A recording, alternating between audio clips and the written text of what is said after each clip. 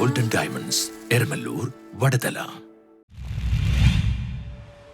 കാലടി മലയാറ്റൂർ കർത്തനാപുരം പാടശേഖരത്തിൽ ജലക്ഷാമം, കർഷകർ ദുരിതത്തിൽ. എറണാകുളം ജില്ലയിലെ ഏറ്റവും വലിയതും മികച്ചതുമായ പാടശേഖരങ്ങളൊന്നായ മലയാറ്റൂർ പന്തക്കൽ കർത്തനാപുരം പാടശേഖരത്തിൽ ആവശ്യത്തിന് വെള്ളം ലഭിക്കാതെ കർഷകർ കടുത്ത ബുദ്ധിമുട്ട് അനുഭവിക്കുന്നു. Malayattoor number 1, Malayattoor number 2, Manappattuchira, Valuthukara canal എന്നിവയിൽ നിന്നാണ് പാടശേഖരത്തിലേക്ക് ജലവിതരണം നടക്കുന്നത്.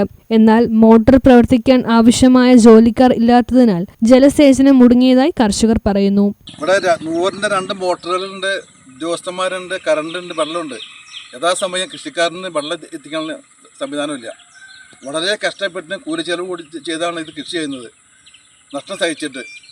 ഇത് ഈ രംഗത്തു നിന്ന് ആൾക്കാർ പറഞ്ഞ് പിന്നോട്ട് മാറിക്കൊണ്ടേ. കാരണം ഇത് പണിക്കാശും കിട്ടാനില്ല, നെല്ല് കൊടുത്ത പൈസ കിട്ടാനില്ല, അതിന് വിലയില്ല. അപ്പോൾ ആൾക്കാർ ഇതിൻ്റെ രംഗത്ത് മാറിക്കൊണ്ടിരിക്കുകയാണ്. അത് ചെയ്യുന്നവരെങ്കിലും ഇത് പ്രോത്സാഹിപ്പിക്കാനായിട്ട് ഇവിടെ വെള്ളം കിട്ടാൻ മാർഗമില്ല. അതേസമയം മണപ്പാട്ടുചിറ കനാൽ നക്ഷത്ര തടാകം നടക്കുന്നതിനാൽ ഈ ദിവസങ്ങളിൽ വെള്ളം തുറന്നുവിട്ടിട്ടില്ല.